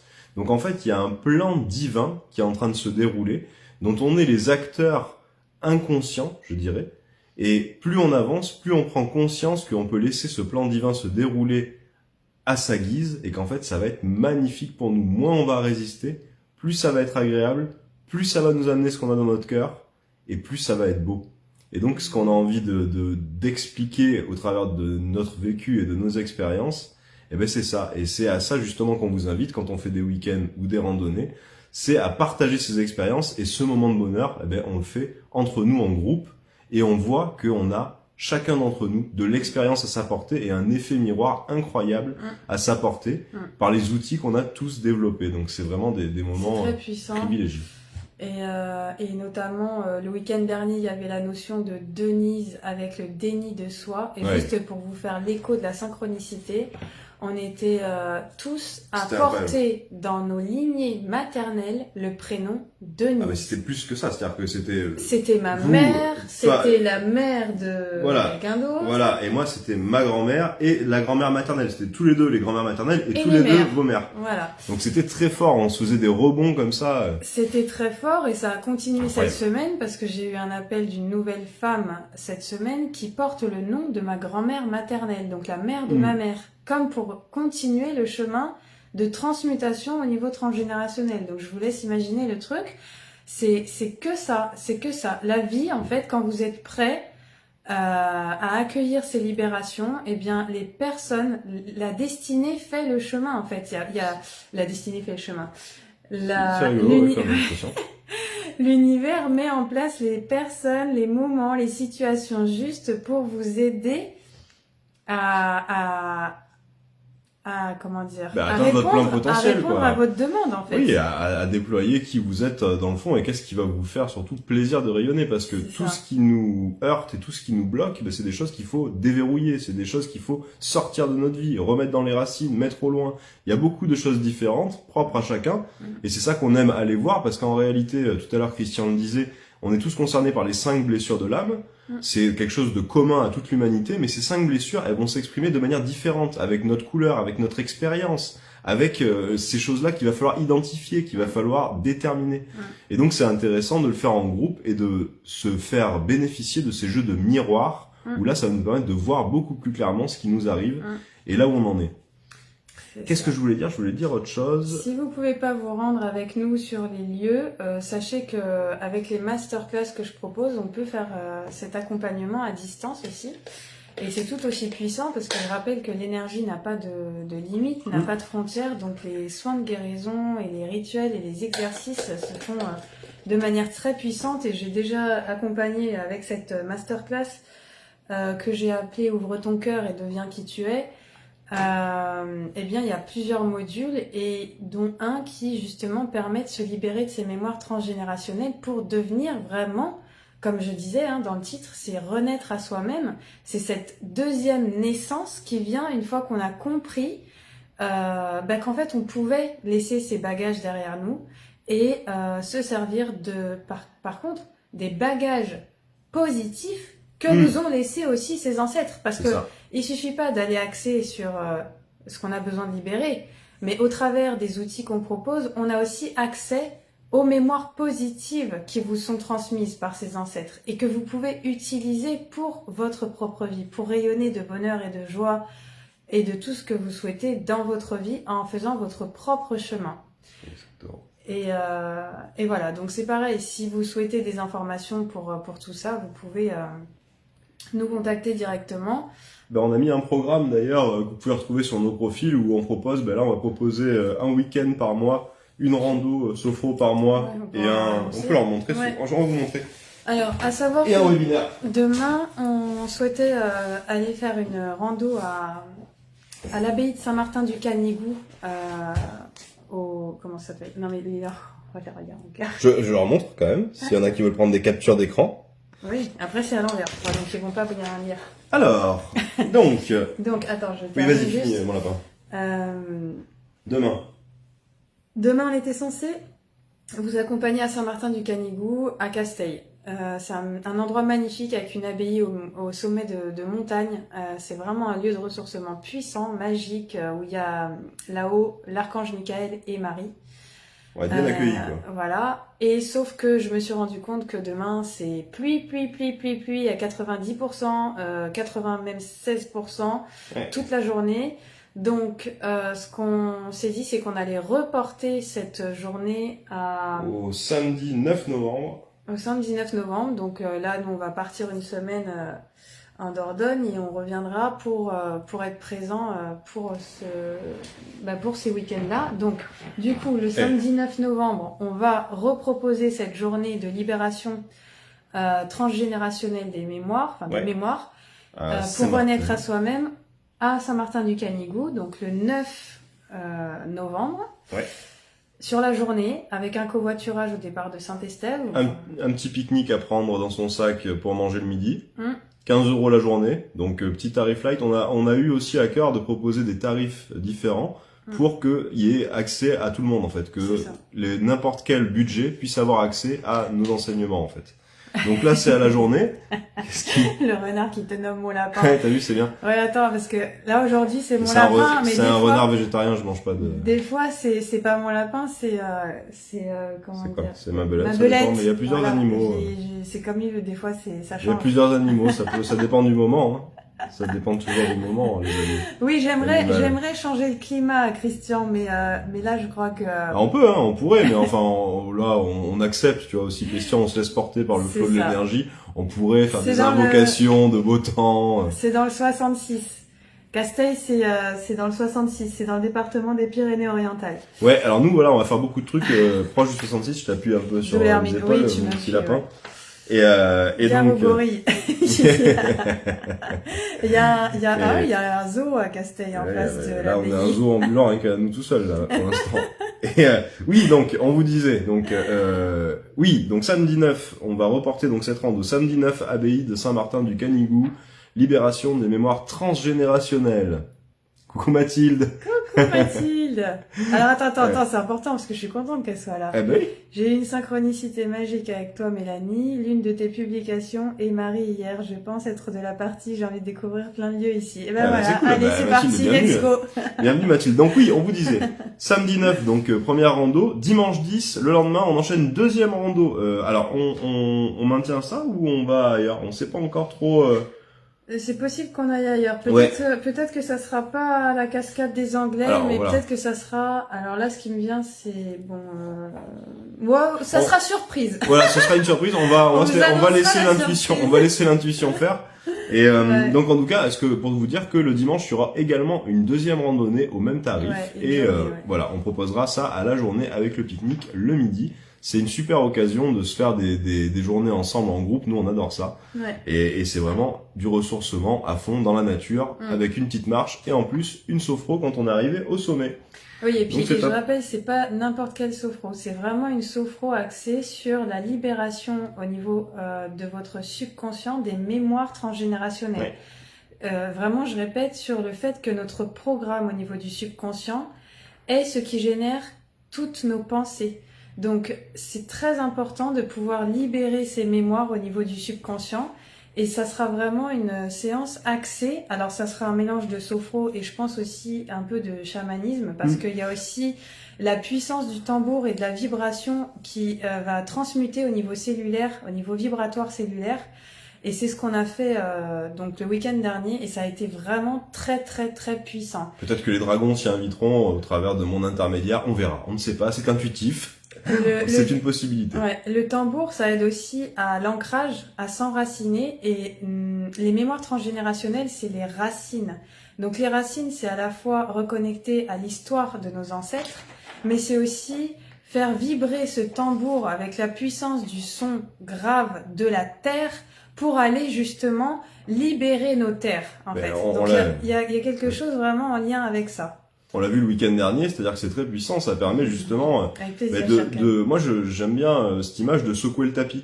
C'est-à-dire que les vibrations du tambour, ça secoue comme ça et en fait ça fait sortir. Ça fait sortir. C'est comme la poussière du tapis quoi. On secoue un peu au travers de la vibration les cellules. Moi j'aime bien cette image. C'est très très fort. Moi j'ai vécu des puissantes libérations de l'enfant intérieur grâce à ça, avec des connexions très très fortes sur 3 jours. D'ailleurs ces 3 jours ça s'appelait soit domestiqué, soit sauvage. Et justement, d'une certaine manière, là, c'est invité à libérer son soi domestiqué, conditionné par les mémoires ancestrales, pour revenir à son soi sauvage, son « je veux être qui je suis » et sortir de tous mes conditionnements passés. Vous voyez, c'est un peu ça l'idée. Complètement. Alors donc je vous ai dit oui. Chaque mois, là, de toute façon, c'est pas compliqué. On va faire un webinaire, une rando et un week-end.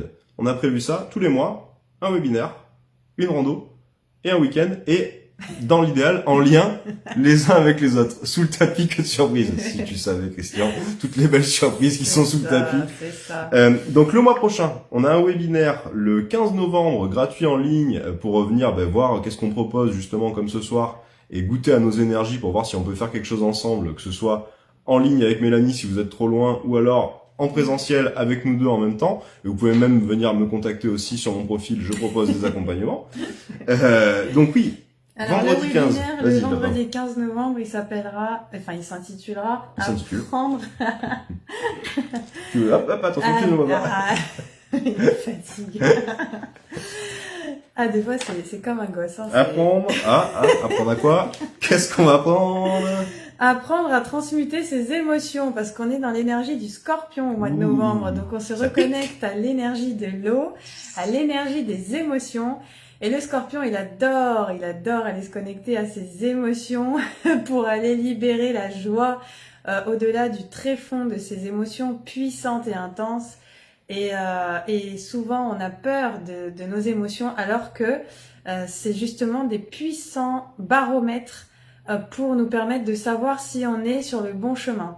Et donc, l'idée, c'est aussi de vous aider à comprendre comment ces émotions peuvent être des messages, des sourcières, des sources puissantes, et bien de connaissance de soi, et de compréhension sur soi et de compréhension sur ce qui a besoin de fluidité Sortir. pour éviter de cristalliser en somatisation physique. Avec plaisir, Alex, vous avez mon numéro, tu peux lui dire de m'appeler, c'est quand vous voulez. Alors, Vierge, C'est j'adore. quand tu veux. C'est mon ascendant, je suis Vierge, ascendant Scorpion. Ah ben voilà, ben moi je suis l'inverse. Moi je suis Scorpion, ascendant Vierge, cher Can. Donc tu vois. Ah, mais voilà. C'est pour ça qu'on se comprend bien tous les deux. Voilà, David. Donc voilà.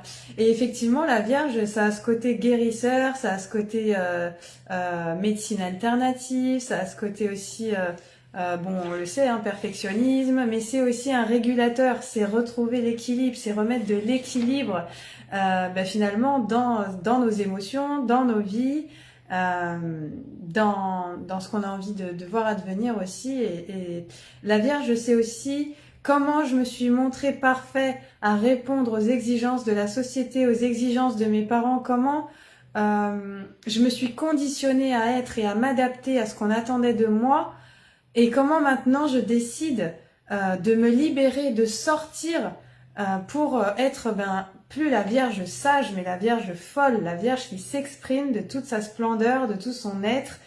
Et c'est aussi la famille, c'est très relié à la famille aussi, la Vierge. Alors les amis, pour vous dire, très beau petit discours sur la Vierge, mon amour. Oui, le prochain week-end qui va nous intéresser, ce sera fin novembre. Le 29, 30 et 1er décembre. Miroir, mon beau miroir, oui, c'est ça. Donc, à cette occasion, les amis, on a été guidés à se reconnecter à l'énergie du phénix, justement, pour renaître à soi-même. C'est c'est ça, voilà. Voilà, c'est quand même C'est relativement lié quoi. à ce qu'on parle, à ce dont on parle ce soir. Et donc, on fera ça proche de la réserve naturelle de Pi. Donc, on est en train de prévoir ce séjour qui sera à la fin du mois de novembre. Et donc, on vous accueillera. Le week-end du 29-30 et 1er décembre. Et 1er décembre. Et alors, est-ce que, Aurélien, Oui. toi qui as une grande connaissance Tout flatteur vite dépend de celui qui l'écoute, oui. des géométries sacrées de la France, et des liens avec les lieux sacrés, est-ce que tu peux nous dire en quoi cette réserve naturelle, ou en tout cas cette ville de Pi, est particulièrement haute en fréquence? Oui, alors il y a un monsieur là qui a fait un livre très intéressant sur la géométrie sacrée de la France, et justement Pi, pour vous dire, il a fait un cercle en fait, comme ça, de la France. Il y a une ville au centre qui est le centre du cercle, et Pi, c'est le bas du rayon en fait. C'est pile le point au sud de ce cercle, qui est pile sur l'axe des 180 degrés, quoi. C'est pile au centre du cercle. Et donc, c'est un lieu très important de reconnexion, et justement, avec la renaissance et avec l'énergie du phénix. Donc, il va y avoir des très belles choses à découvrir dans cette réserve naturelle.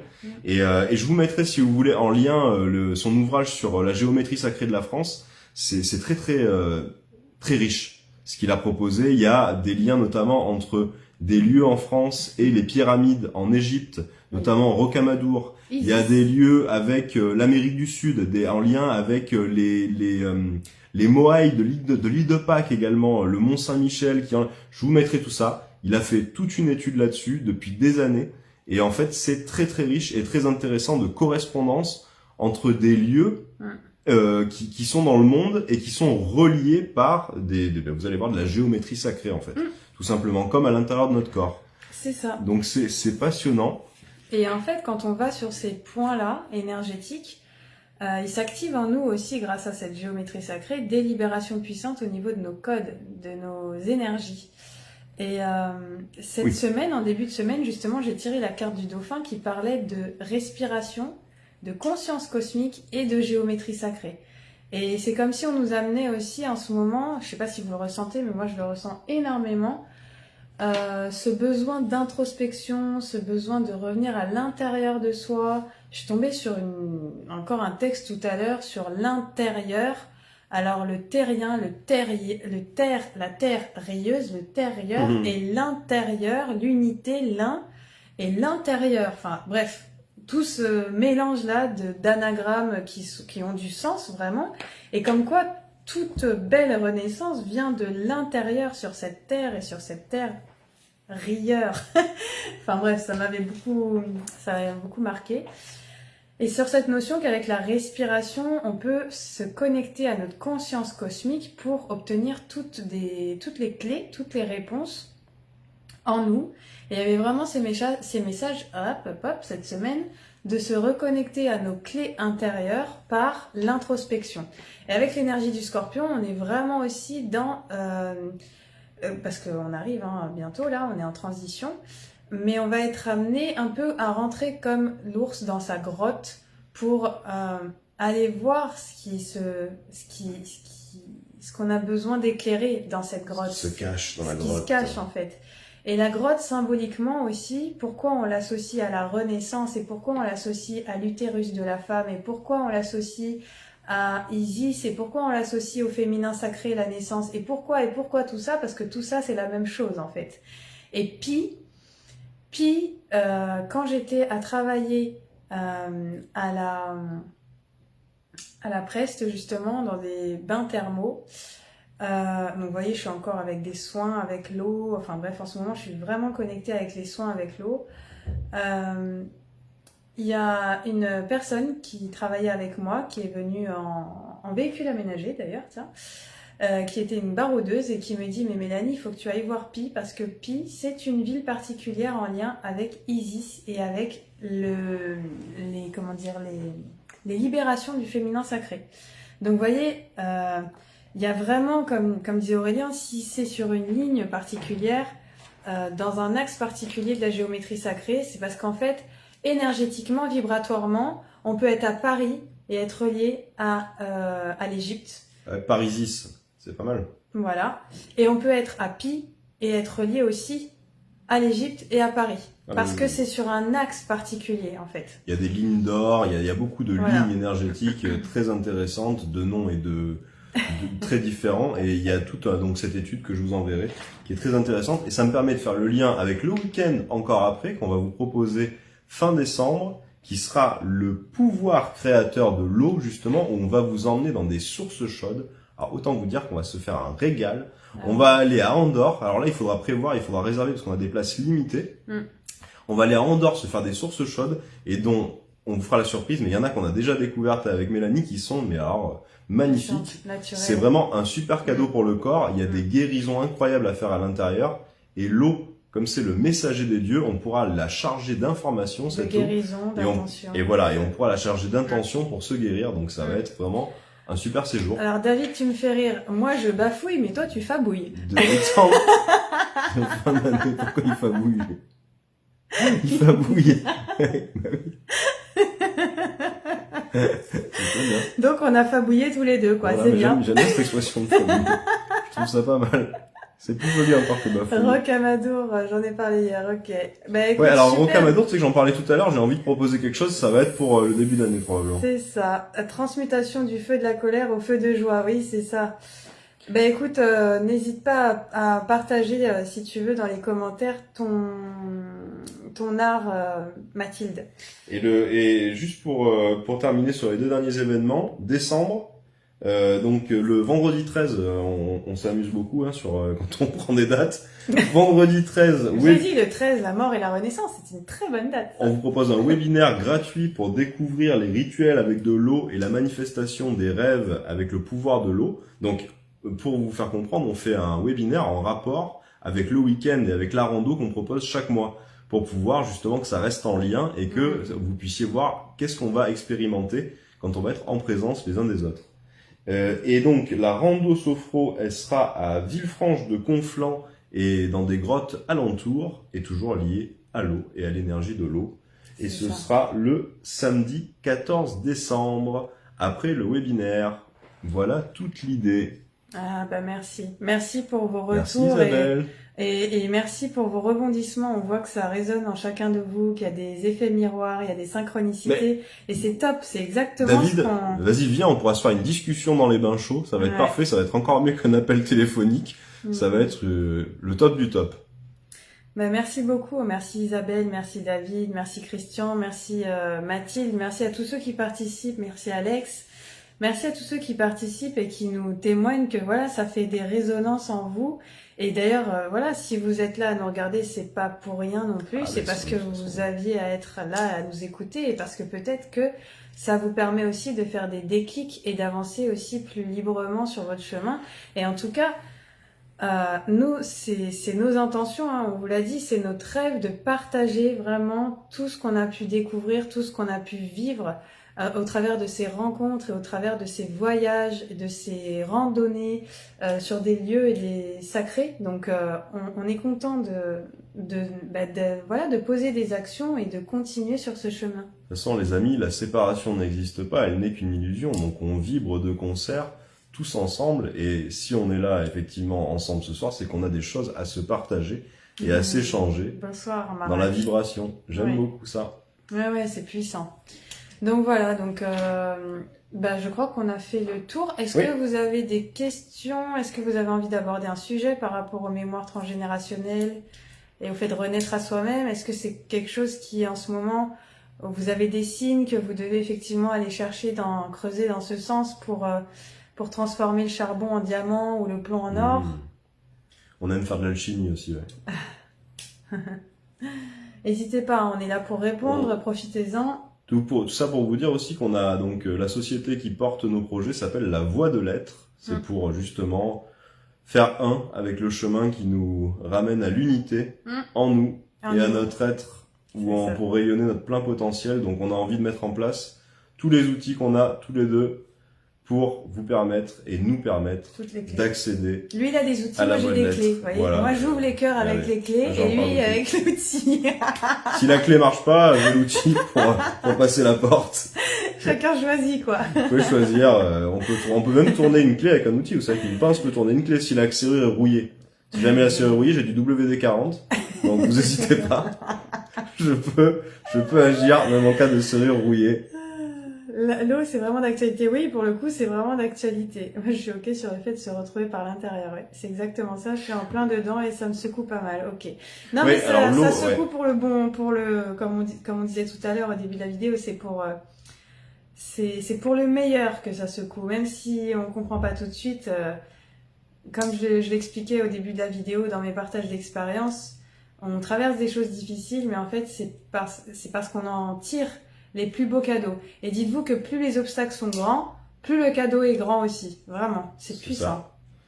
Et pour le week-end de fin décembre, donc qui sera le 27, 28 et 29 décembre, n'hésitez pas à réserver assez tôt parce que je sens que ça va beaucoup plaire et qu'il va y avoir de l'affluence et on a un nombre de places limité. Donc voilà, n'hésitez pas à nous passer un petit coup de fil et puis on voit ensemble, on vous dit les modalités qu'il faut pour réserver.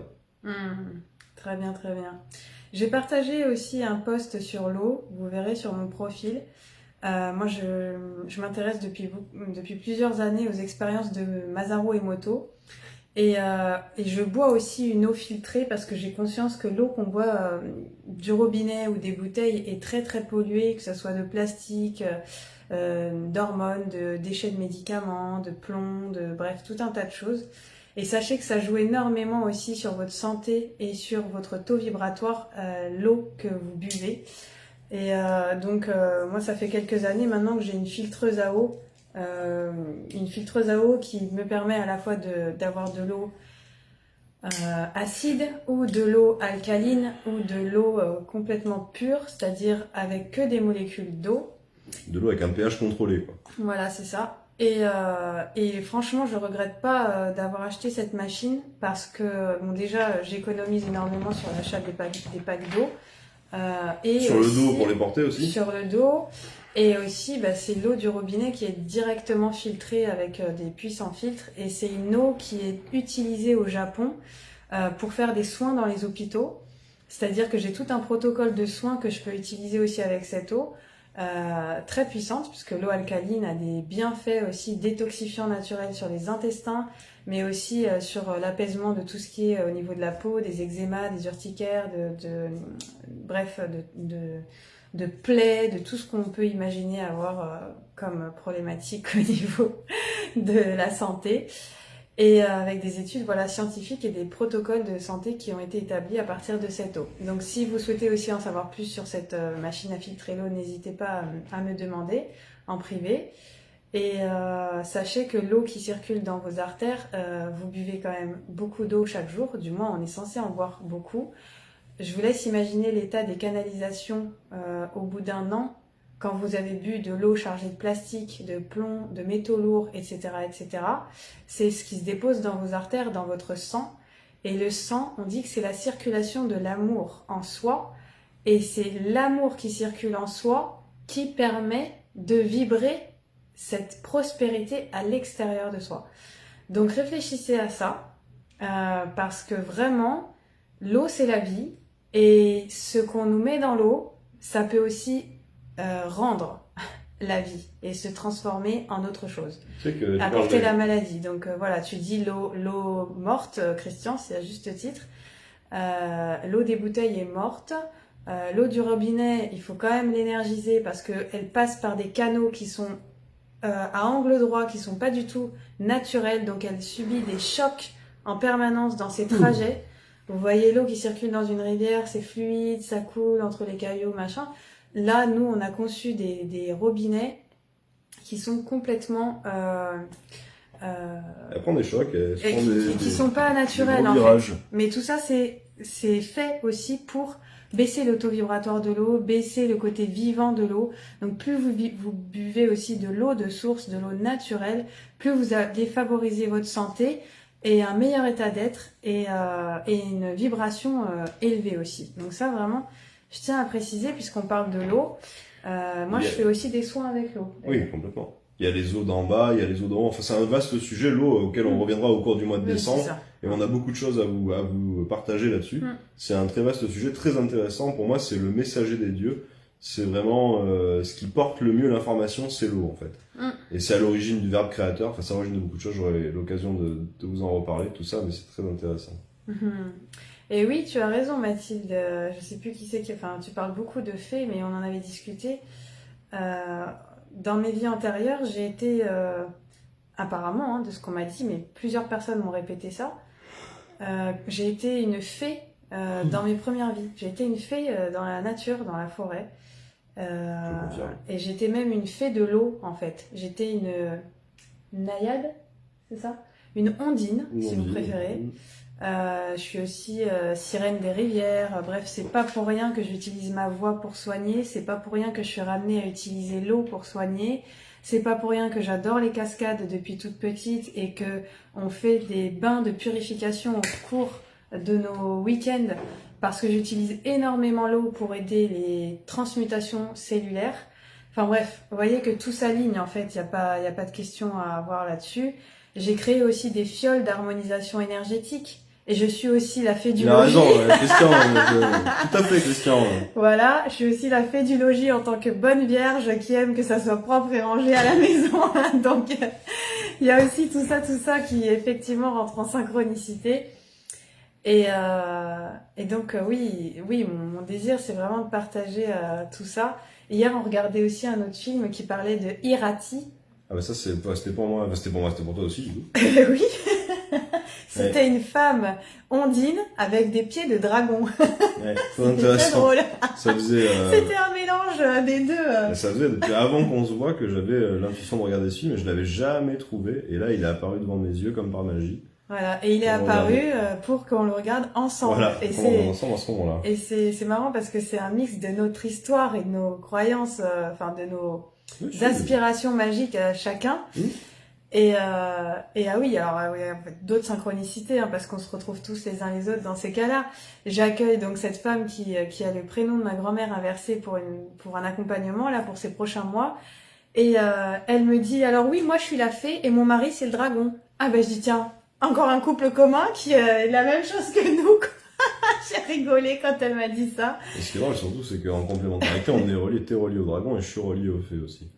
Oui, en complémentarité, lui, il protégeait les fées, et moi, il m'a reconnecté au dragon aussi. Donc bref, ça, c'était très drôle, quoi. C'était très très drôle. Donc, et oui, j'ai accompagné aussi un enfant il n'y a pas si longtemps qui m'a parlé des dragons qui le protègent dans sa sphère, alors que je lui faisais une séance de sophro pour qu'il dorme mieux.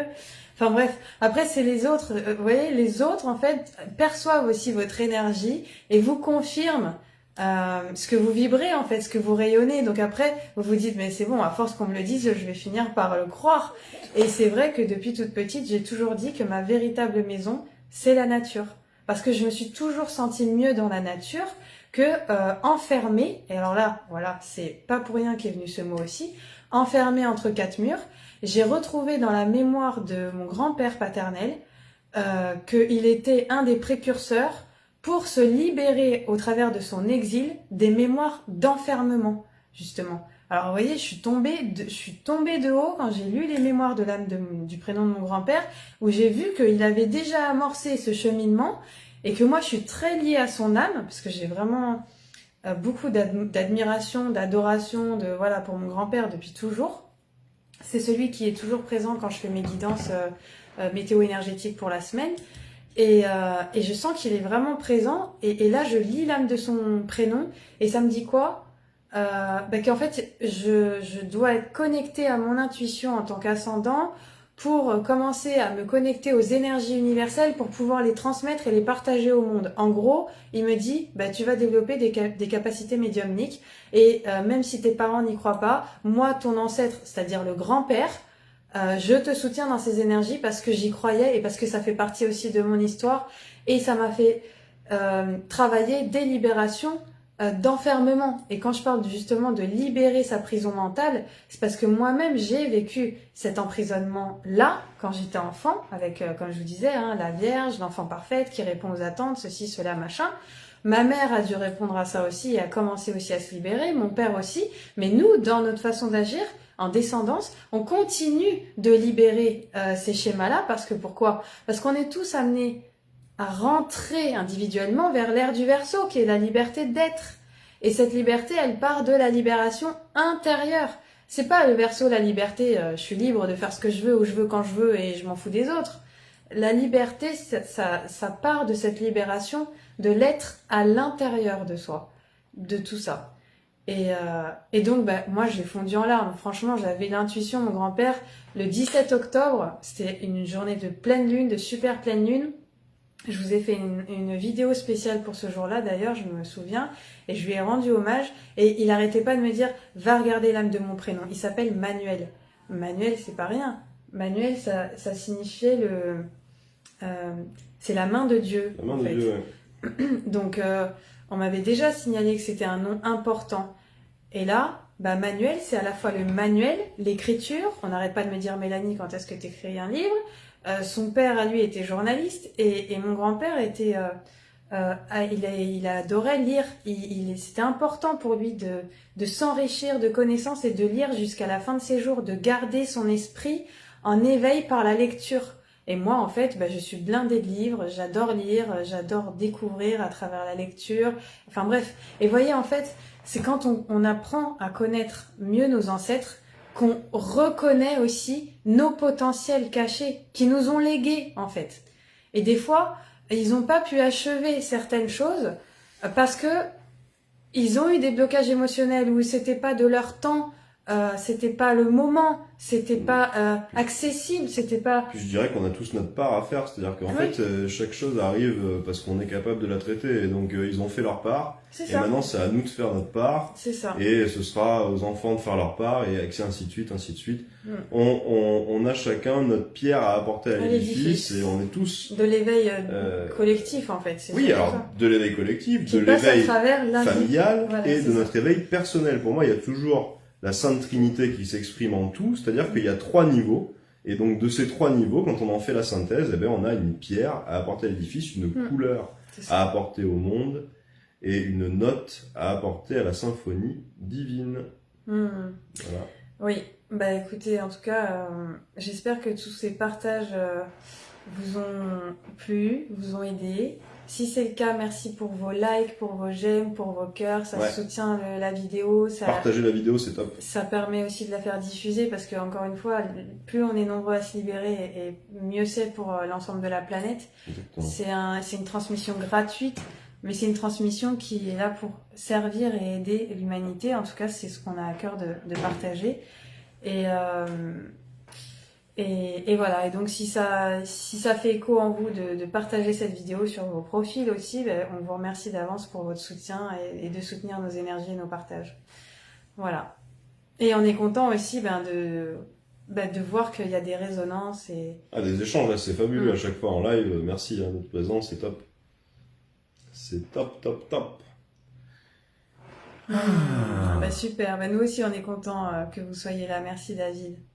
Ouais.